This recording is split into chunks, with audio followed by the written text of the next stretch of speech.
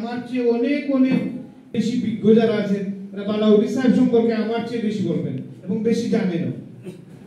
আমি ফুলতলি মাদ্রাসার ছাত্র হিসাবে বালাউদ্দি সাহেবের কাছে আমি প্রায় সময় যাইতাম এবং বালাউদ্দি সাহেব সম্পর্কে আমার আলাদা একটা সফট কর্নারে কাজ করে আমি যাইতাম। একবার আমার স্ত্রী বাচ্চা সবাইকে নিয়ে গেলাম। আমার স্ত্রীর একটা প্রবলেমের কারণে ওনার কাছে গেলাম। মাইজুম সাহেব বললেন যে বালাউদ্দির কাছে যাও কি আমি বলি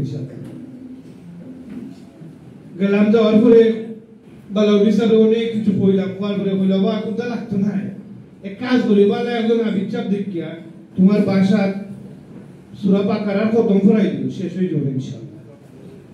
বললাম স্যার বালা আবিচাপ তার নাম হয়ে দিলে কিন্তু ভালো হয়ে যাবে, তার নাম হয়ে দিল। আমার হেলাল ভাই আসলে আমার লোকে মুড়িদ কইলা যাবো না বিচাপরে ছিল না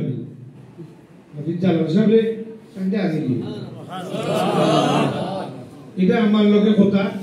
অযোধ্যা কি জালাল ভাই সম্বন্ধে আমার আলাদা একটা ধারণা আইল। আল্লাহ পাক রব্বুল আলামিন জালাল ভাইকে বড় করছেন, অনেক বড় করছেন এই কোরআনের খাতিরে। জামখর একটা ছাত্ররে দেখলে মনে হয় তাই বুক ধরিয়া রাখতাম, ওলা ভালো লাগে।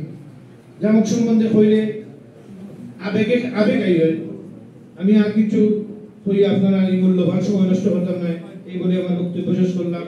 আমরা জালাল সাহেবের কাছে অনুরোধ, আজকের এই অনুষ্ঠানে প্রত্যেকটা মানুষের জন্য দয়া করি আপনি মসজিদে নববীতে সময় যাইবা বা দিনে একবার আল্লাহ রাসূলের দরবার আমরা নাম ধরে ধরি যতটুকু পারেন মনে করি অন্তত আমরা এই মাহফিলের কথা কইও একটা সালাম পৌঁছাইবা।